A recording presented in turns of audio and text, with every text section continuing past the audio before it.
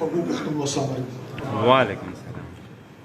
د لیکوال پښتو ادبي تنظیم علي دا ویاړ دی چې د داسې خلکو په ویاړ کې په درناوي کې غونډه راجوړه کړې ده او دوی ولې نوم ډېر ښکلی ایښی دی چې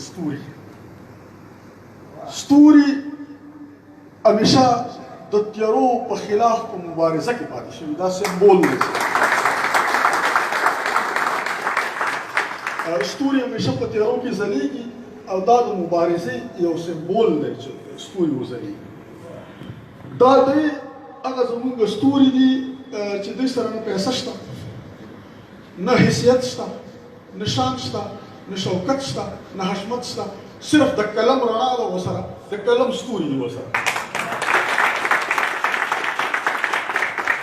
او د دې د قلمونو نه وتلي توري هغه ستوري دي چې د تیارو په خلاف باندې مبارز پاتې شي.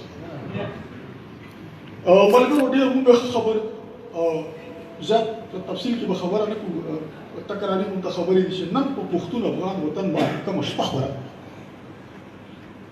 کومه تیاره خپره ده د ظلم، د جبر، د وحشت. په هغه کې په دغه شپې کې په دې تیارو کې همدغه ستوري چې ځلیږي او بلیږي. او اوس خو جی پی آر ایس دی، نورې د نیویګیشن نوې لارې دي، خلک لارې معلوموي. پخوا به خلک د دې ستورو نه به یې لار معلوموله چې چېرته ځو او چېرته نه ځو. دا هغه ستوري دي چې موږ د دې ستورو نه لار معلومه کړې ده چې چېرته لاړ شو او چېرته لاړ. او فیاض الله سره زما ډېر نږدې تعلق دی.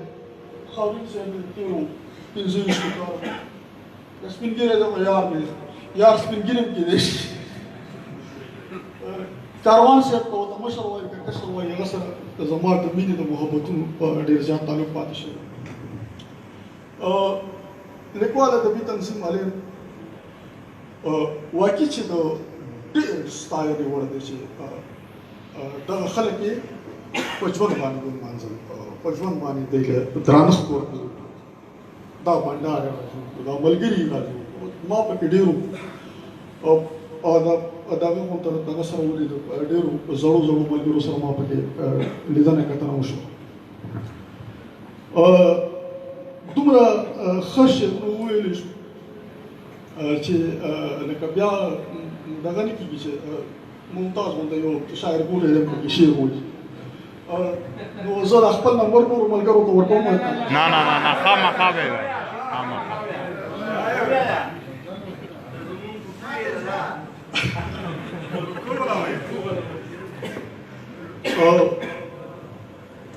ستورو ته ډالۍ دی او دې ناستو ستورو ته هم ډالۍ دی چې وخت دا نن ماښام لکه لونګ دا نوانه، وخت دا نن ماښام لکه لونګ دا نوانه، شنده مزان تمام لکه لونګ دا نوانه.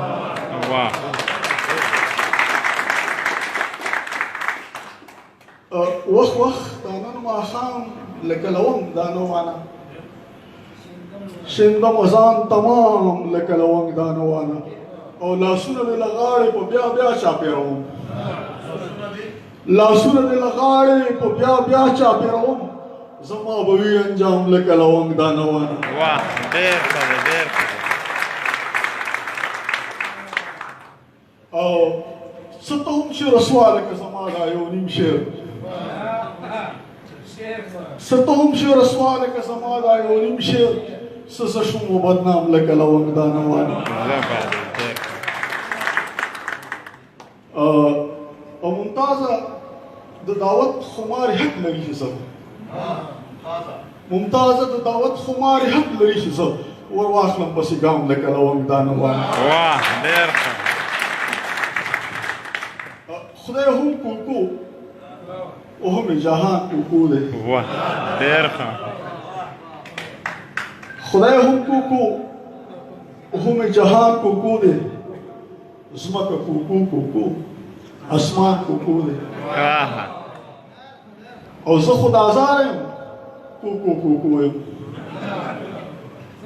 زه خو د ازار یم کو یم چې خود پرسته دی جهان چې خود پرسته دی جهان کو دی ډېر او چې پرښته شي جبرائیل کو دی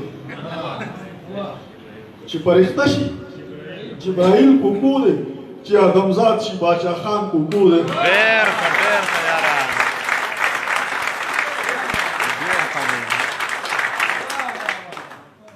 چې پرښته شي جبرائیل کو دی چې آدمزاد شي باچا خان کو دی او جانی ممتاز غریب ارزان کو دی جانی ممتاز غریب ارزان کو دی د ځان سره کاروان کو دی زبردست ډېر ښه دی یاره